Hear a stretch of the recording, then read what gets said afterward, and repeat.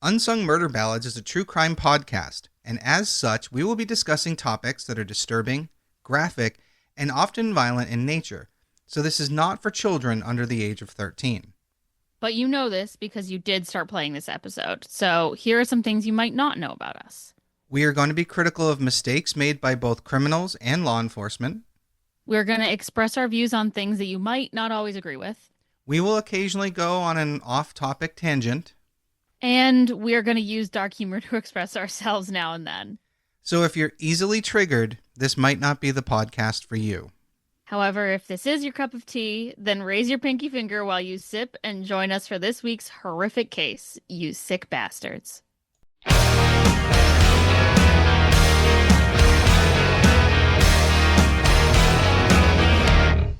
Hey everybody, welcome back to Unsung Murder Ballads. This is episode 162. I am Janus Dead.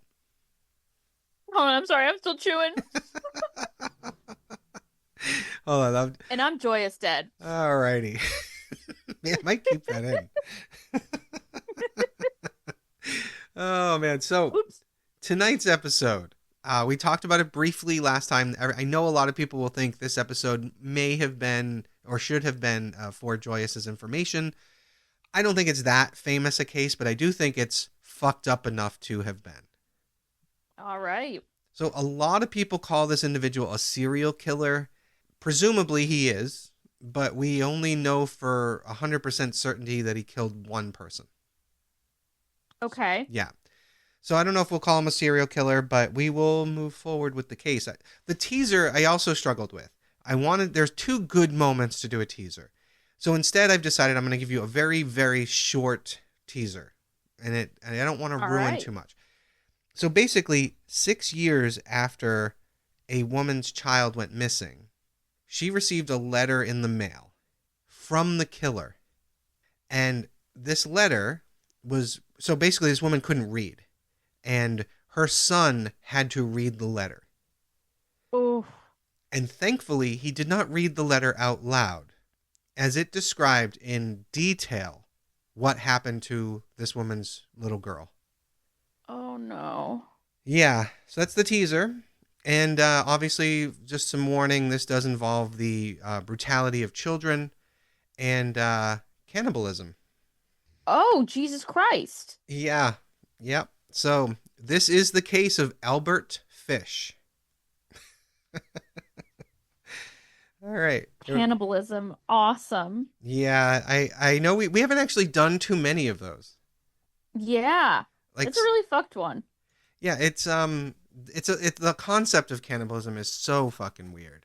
But I remember being in high school when Jeffrey Dahmer was captured. And we joked a lot at the time about wanting to know what human flesh tasted like. It was like a dumb joke amongst my friends and even my father and I. And like I remember like because it made other people like feel so grossed out, I thought it was hilarious to make those jokes. Right, it's an edgy joke. Right, and I just enjoyed doing it. So, you know, it's strange to me now looking back that we haven't covered that many cannibal cases. Now that, you know, right. It's weird. Well, I hope that means there's not that many of them. I mean, I can think of a handful more, but so comparatively, I guess you're right. There's probably not that many. Yeah, which, we'll take. Yes. Yeah, there's definitely one I'm holding on to. I haven't decided when I'm going to do it, but there's one that's so fucked that I can't wait. Oh, awesome. I can't wait to eventually cover it. Just fabulous. Awesome. It's not fucked because of the cannibalism part. It's fucked because of the way the case played out. Right, and maybe this is my hot take of the day, but I'm less upset about the cannibalism and more about the killing. And as you should be. Like, the murder part is fucked, especially in this case where it's a child. Right. It's just, I think the cannibalism is just a, like, ugh factor. Yeah, it adds that extra layer of fuckedness. Yeah, it just, like, adds a certain, like, even more inhumanity. Yes. It's like, what's the word? Like, indignity to the victim? Yeah. Yeah. Yeah. And, like, abuse of a corpse vibes. Oh, yeah. And especially, well, we'll get into it. I don't want to, I almost revealed too much. All right. Let's just dive right in.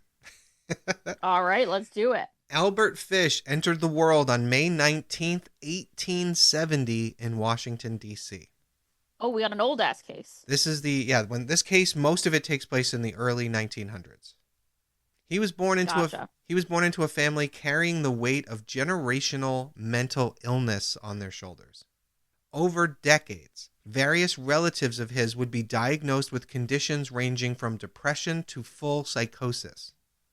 It is impossible to know precisely how much of this was genetic or how much of it was just a result of difficult social conditions of the times.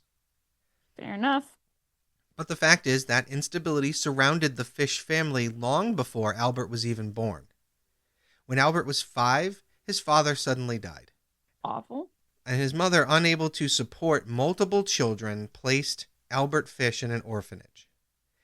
And I realized I called him Albert, and I like to call him by their last names, and I kind of forgot that because we were talking about a child, so my bad. Right. Sometimes it feels different when it's a child. Yeah, agreed. Even though we know this child's going to become a complete fucking psychopath. So orphanages Oh, this is not the victim. This is the perpetrator. Albert Fish is the perpetrator. Yes. Oh, okay. Yeah. So orphanages at the time were notorious for their cruelty, and we've discussed that, and even in like more modern cases. Right. Punishments were frequent. Harsh discipline was seen as necessary. Children learned to hide, comply, and simply survive. Fish would later claim that these years shaped him permanently, exposing him to the cruelty of the world and distorting his sense of normalcy. Ugh. When he was 10, his mother finally obtained a government job and could once again support her family, so she took him out of the orphanage. But by then, his inner world had already begun to shift and drift away from ordinary. Throughout his adolescence and early adulthood, Fish developed behaviors that alarmed those close to him. Self-harm, secret rituals, and compulsions that he could not even explain why he had them. Mm-hmm. Now, Fish may have been a homosexual sex worker in his teens. Oh. It's unclear. He made some claims that obviously can't be validated or verified, but I mean, I see no reason for him to lie. Right. At 15, he left school to work at a grocery store, and soon after, he was an apprentice to a painter and a decorator. Fish married when he was 28 years old, but he married an 18-year-old woman named Anna. I guess it was the 1800s. I'm gonna hold back my typical comments on such a thing. Well, he was born in 1870. Yeah, so it was still the 1800s at this point. Yeah, barely the 1800s. Like I think it was Barely, 1898. Yeah. They had 6 children, which is again, crazy. typical. But his wife left him after almost 20 years of marriage in 1917. Wow, good for her. Yeah, she just got the fuck out. So after she left him, they never actually divorced. And Fish raised their children on his own and was reportedly a good father. Oh. Kind of Wife weird. left him and the children. Yes, she left him with the 6 children, and he did his duty as a father. Wow, that really sucks.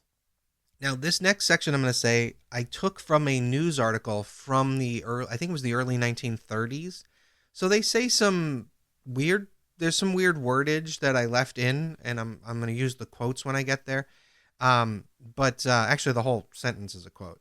But I just felt it was so perfect for the times that I left it there. So I wanted to read it exactly.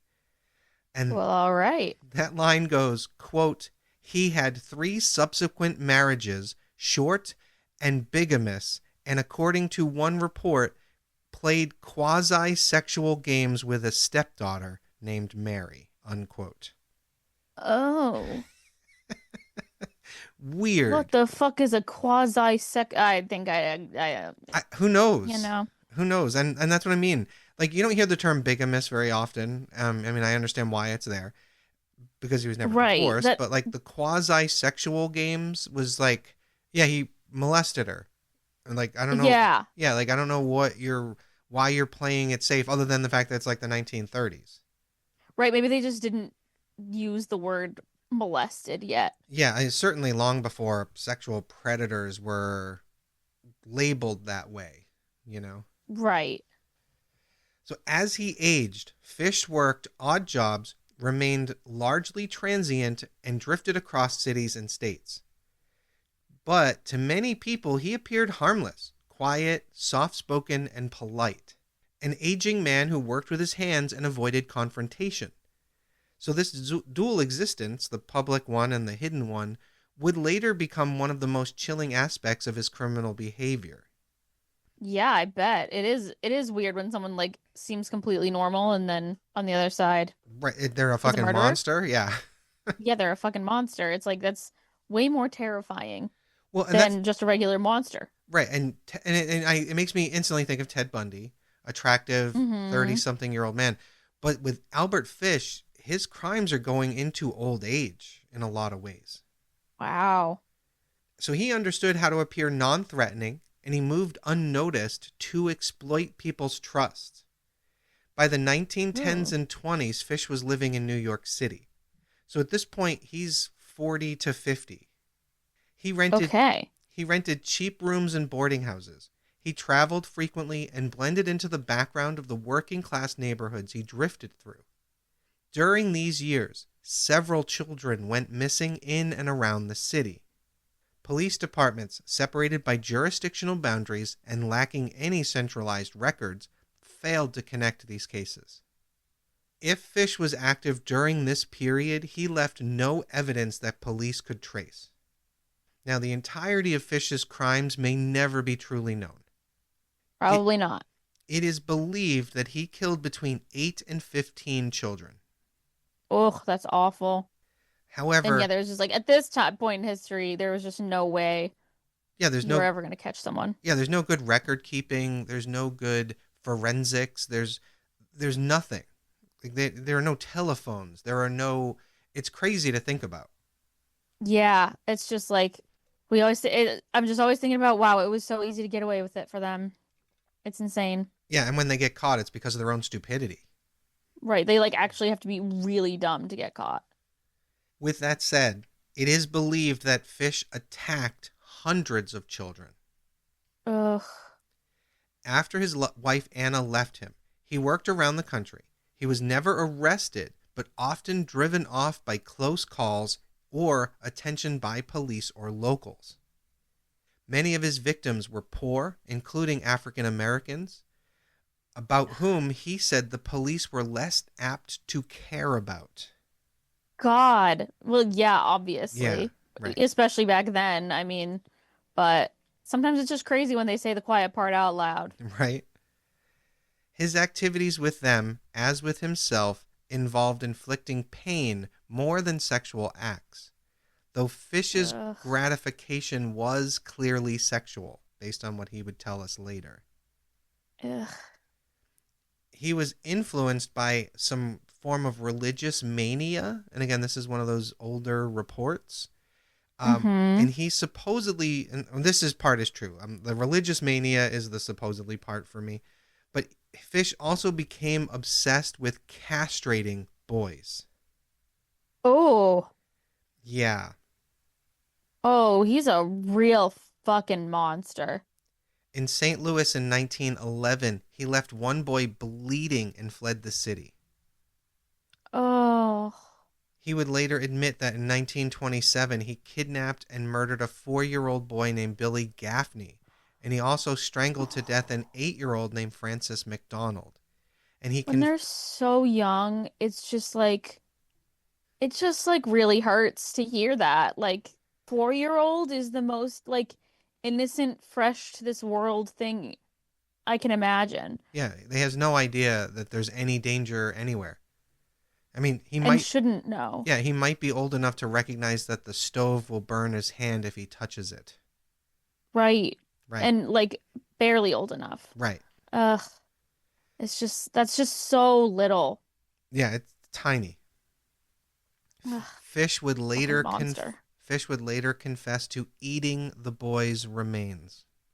Oh, it's just sometimes it's hard to believe that the human mind can come to those levels of depravity. In my mind, you ever remember those cartoons back in the day, and maybe you don't because you're younger than I am, where like a cartoon character is so hungry he looks at another person and they suddenly look like a steak or a pork chop or something. Yes. That's how I'm imagining a sick fuck like him looking at a little 4-year-old that he sees Ugh. like a fucking lamb chop. Yeah. It's just so sad. And so, ugh, just like what went wrong in Yeah. your brain?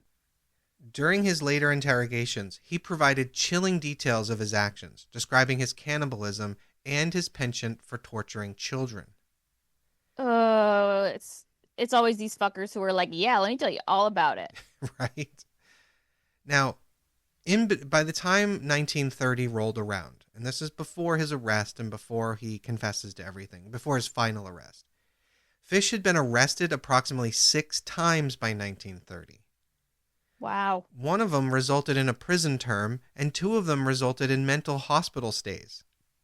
But these were for things like passing a bad check, embezzlement, or continually writing graphic, sadomasochistic letters to women. Ew. He's You so could go to jail fucked. for that back then? I mean, I guess it depends on what you're writing. You know what I mean? True. Amazingly, he would not come into direct focus until 1928, when he crossed paths with the Budd family. Hmm. In 1928, the Budds lived in a modest apartment in Manhattan.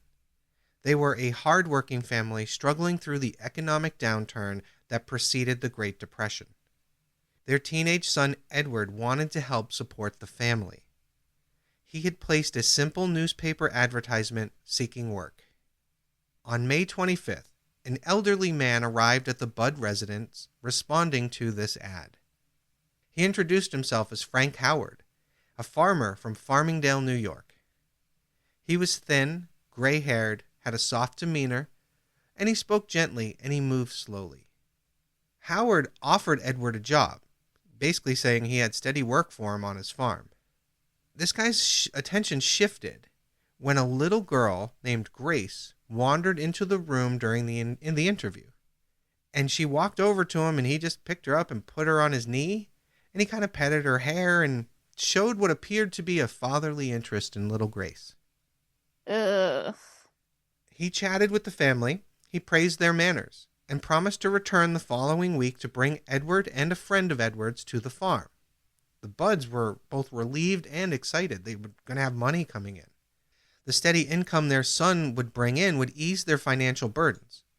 But Frank Howard was very obviously Albert Fish. And he was Mm-hmm. already manipulating the family by crafting their trust, like this whatever facade to get their trust. Mm-hmm. On June 3rd, Fish returned to the Budd home. He brought small gifts and he behaved like a relative. He originally had intended to take Edward and his friend, but he had changed his mind when he saw 10-year-old Grace. Ugh.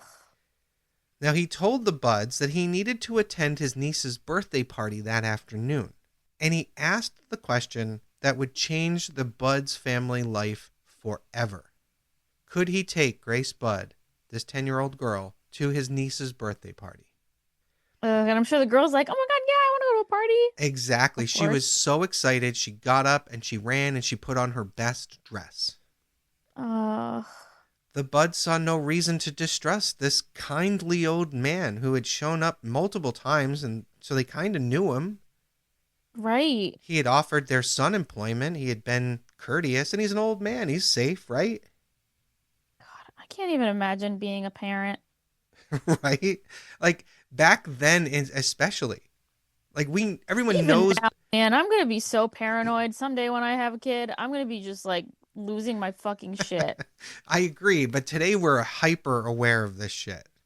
This is true. And that's the difference. This is 100 years ago, which is crazy to me. Yeah. So Grace was allowed to leave with him. They left together, and hours passed. And then an entire day passed. And then a couple days passed. And Oh no. Grace didn't return. So the Budds finally contacted the police. Mm-hmm. Now, detectives attempted to locate Frank Howard, but obviously he didn't have there's no trace of him. Right. It's not his real name. He's not a real person. So these are the details of what happened after Fish and Grace left that apartment. This is according to him. He had brought a canvas bag with him to the Budd home that Sunday when he took Grace away. In that bag was a saw, a long butcher knife, and a cleaver. Oh. Yeah. Now, he had left that bag at a newsstand at 14th Street and 9th Avenue, which, okay, I guess you can just walk up to a newsstand and be like, hey, can I leave this bag here? But again, Right? What? 100 years ago, right? Weird. You do that today, Yeah. Homeland Security will be right on your ass. Quite literally. Yeah. You can't leave anything anywhere. People are like, there's a bomb in that. Exactly. So after taking Grace from her home, he walked to that corner and he got the bag. And with Grace along with him, they took the L train to a place that he had lived formerly. Now, one of the details brought out in Fish's story was that he forgot that bag with his murder instruments on the train as they got off. And it was Grace who said, hey, you forgot that bag. Oh, Which is so fucking tragic. it really is. So we're going to discuss the details of what happens next with them in a little bit. I'm going to leave that out for now. Only because the moment we find out about this whole thing is so fucked. Oh, yeah. So at that All right, time, I'll have a bit to steal myself. missing children investigations were hampered by the lack of standard procedures. Now, descriptions were circulated, but information sharing between police departments was inconsistent. Really, all you have is a newspaper that, good luck getting any real, sketch artist to do a look of whoever he is, that sort of thing. Right. What do you... Ugh, it just sucks, yeah. And the trail went cold for 6 years. Oh, that's devastating. So the Budd family, they waited 6 years and had no idea what happened to her. Then, in November of 1934, Mrs. Budd received a letter that had no return address on it. The handwriting was shaky and uneven, and luckily, she could not read. Ugh. So her son read the letter, and as I said earlier, thankfully he didn't read it out loud to her. The language of this letter was unsettling, erratic, and delusional.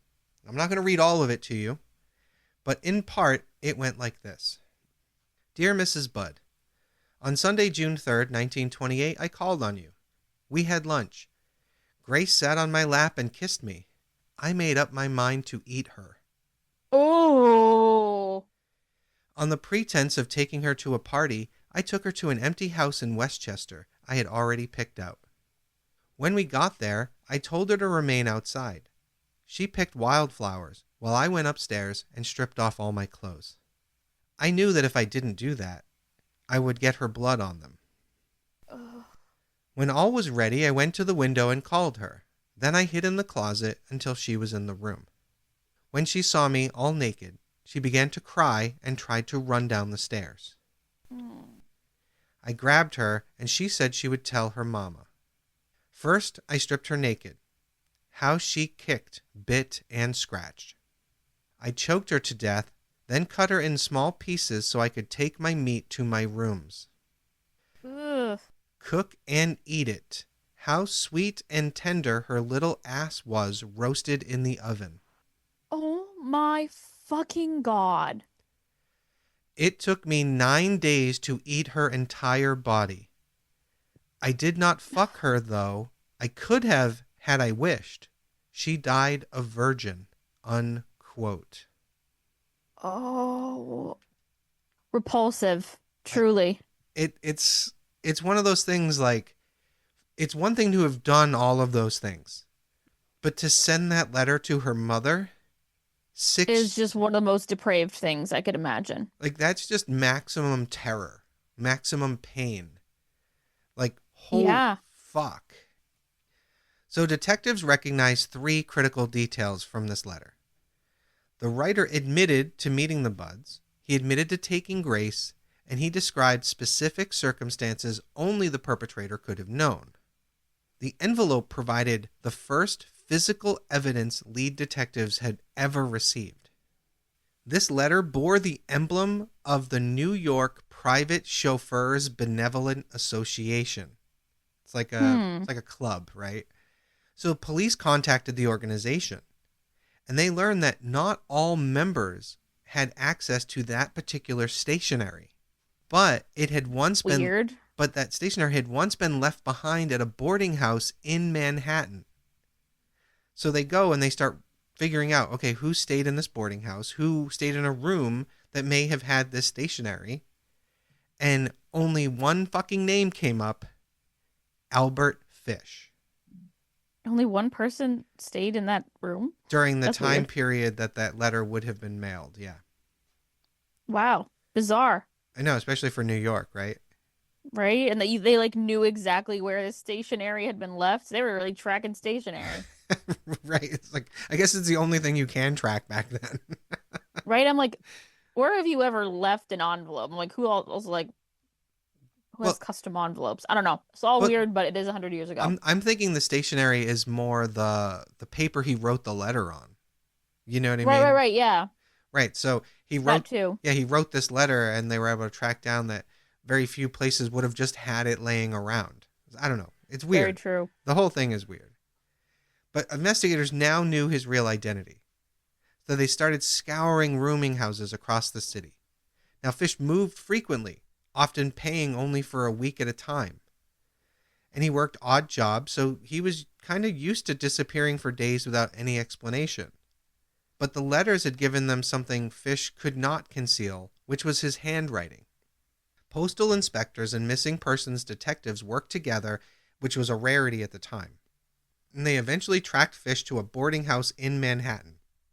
Wow. Like every postal inspector is like looking at every letter It's and trying weird. to Yeah. yeah. I again, 100 years ago, maybe can you imagine trying to get people to do that today? Crazy. I mean, luckily a computer could do it today, but Agreed. That's true. So it was even harder back then. Yeah. yeah, and people were sending way more letters back then. It's just, yeah, it's nuts. So on December 13th, 1934, Detective William King waited for Fish in the lobby of his boarding house. When Fish returned that day, carrying a stack of newspapers, he was wearing his old gray coat as the detective approached him. Fish didn't run. He didn't deny who he was. He just simply looked at the detective and said, "I know why you've come." Oh, He was placed I hate these fuckers. I hate them. right? He's such a dick. They revel in the whole concept of it. Yeah. Although to be fair, I guess if I were like that, I would probably be the same way. I'd just be like, "Yeah, I'm gonna tell you everything. Fuck it." You Right know? at a certain point, you're like, you're fucked Yeah. and you're not going to try to escape it. Yeah, why fight it? And he's old anyway. Right. So he was placed under arrest, and at police headquarters, he began talking almost immediately. Now, his statements were disorganized, drifting between confession, religious delusion, and accounts of past behaviors that he believed were morally instructive. Detectives noticed several things. He demonstrated a clear understanding of deception. He admitted to using aliases for years. He described how he manipulated these families, and he was aware that his actions were unlawful. He Right. So we can't plead for insanity. correct. But he also referenced that he heard voices, saw visions, and that he was receiving commands from a higher power. Mm-hmm.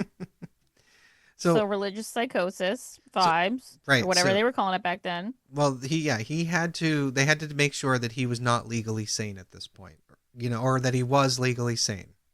Right. Mm-hmm. So psychiatrists were brought in. They administered interviews, recorded his statements, and attempted to evaluate his mental state. And even though some opinions differed, because some people believed he was psychotic, others believed that he was fully aware of his actions and using delusions to justify them.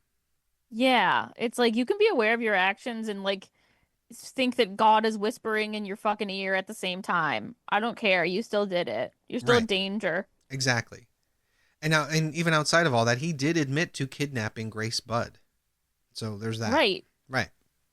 So once he admitted to the kidnapping, it was enough for formal prosecutions to begin. Now, The weird part is, and this is something, again, I took this right out of a 1930s news article. The police brought Albert Budd, Grace's father, and Edward Budd, her 18-year-old brother at the time that she was abducted, into the police station to identify Fish early that morning. They literally brought them in. They And, didn't need to do that. well, Detective King literally opened a door to where Fish was being held. And Albert, Grace's father, went in. And the police officer said, "Go in there, Eddie, and see if you can find the man." Oh, sorry, that's what he said to the brother. He said, "Go in there, Eddie, and see if you can find the man who took your sister away." Were they basically saying, yeah, you can go beat the shit out of him if you want? Well, let me continue. The moment Edward went into the room, he picked the prisoner out from among the scores of other people in the room. His eyes blazed, and he lunged at Fish, screaming, "That's the man that took my sister." Oh, So detectives were restraining Edward, and Fish, who was remarkably mild, just said, "Oh, that's Eddie." Now, Mr. Budd, the father, walked straight in, and right into that room, and he was quivering with emotion, obviously trying to restrain himself. And he said to Fish, "Do you know me?" And he said, "Yes, you're Mr. Budd." And he said, "You're the man who came to my home as a guest and took my girl away." What blows me away is that they fucking even brought them into the same room. yeah, that wouldn't happen now. And the reason I trust it is because it's from like a 1930s source. Right. No, I believe I mean, I think with a lot of things, it has to go wrong before you make a rule about it. Right? That's true. It's so fucked up. It is, but it's also, it's human nature. We have to, I mean, I know me as a human being. I have to learn something the hard way. I can't just listen to someone being like, maybe that's a bad idea." It depends on what it is, but if they had let me into that room and it was my daughter or sister, he'd have been dead. Oh I'd have yeah, I found a know way. that. I'd have found a way. Yeah. So Fish had confessed to the details that he had written in the letter to the Budds, and he told police that he had seized her, choked her, and cut her throat, which we had discussed. He also confessed that he returned 4 days after killing her, and he carried her torso to a thicket about 150 to 200 feet from the house, and he hid it there. So the parts he didn't want to eat, he buried behind this house. Oh, fucking kill this man. Fish led detectives to her grave. So his trial began in March of 1935. The media coverage was obviously enormous. Crowds were gathering outside the courthouse. Reporters published daily accounts of the testimony. Mm-hmm. The prosecution presented evidence that Fish had lied about his identity, manipulated the Budd family, carefully planned Grace's disappearance, and attempted to evade detection afterwards, which obviously doesn't lend towards insanity. Right. Now, the defense argued that he was severely mentally ill, that he had delusions that drove his actions. He lacked the capacity to distinguish right from wrong, which is, in my mind, obviously just bullshit, but they have to Right. do their job, right? They do. So psychiatrists debated over the meaning of his behaviors. Some pointed to his compulsions and claiming the auditory hallucinations and self-harm, while the other side argued that he had methodical planning. But, Yeah. but regardless of all that, the jury only needed less than 1 day to deliberate. Tracks. He Pretty was, easy case. yep, he was found legally sane and therefore responsible for his actions, and he was sentenced to death. Wow. On January 16th, 1936, Albert Fish was executed at Sing Sing prison. Witnesses reported that he showed no fear and spoke little. Now, his death brought an end to the case, but not really much closure for anyone else involved. The Budd family never recovered from their loss. Yeah, I mean, there's no closure for that. Right. And as I said, a lot of people would think that, are going to say that we should have made this for Joyous's information, because it still remains a very unsettling case in American history. It's fucked up. It is incredibly unsettling, but it sounds like, I mean, it's not as he's not technically a serial killer, so it probably doesn't get as much coverage enough to be considered like a one of the really famous cases. Right. And like I said, he admitted to killing two boys, but we don't have bodies. There's no way to verify it. So he's listed as a serial killer. But for me, it's like, well, we don't have any information on this. Right. It's like a technicality, really. Yeah. I mean, he probably did. He probably killed even more than they think. Yeah. Yeah, I'd be willing to bet. Because if you imagine he's castrating little boys that he stumbles upon, like some of them may have died after the fact, Yeah, which I can't of their even injuries. Yeah, I can imagine that. I can't even imagine. You're like a little kid just playing in a park and some old dude cuts your dick off. Oh, Like, what the fuck? is that what castrated means? I thought castrated meant your balls. Um, I think it's both. Like, it could be just the balls, it could be the entire package. Either way, awful, Yeah, but regardless, it's terrible. But yeah, fucking crazy. So yeah, that I'm glad we got to do this uplifting case. yeah, it was a fucking treat, dude. When your response when I was reading the letter, like holy shit. Oh, yeah, Yeah. that's particularly bad. Again, imagine being his mother. Thank God she couldn't read it. Thank God she couldn't read it. I, I Oh, I would assume the family never told her the details, but who knows? I mean, I hope, but I'm sure she was like at the trial. Yeah, I'm sure she heard some of it, but I don't know that did they get that letter? What I mean, that's the worst part of the whole thing. It really is. Yeah. Like it, I mean, the death. Don't get me wrong. I'm sure this poor girl died a horrible death, but Mm-hmm. to then carry that over to her mother, who was already suffering. Ugh. Yeah. It's fucked. Anyway, let's we'll end it there, I guess. There's no good way to end a case like this. No, no, it's just fucking awful.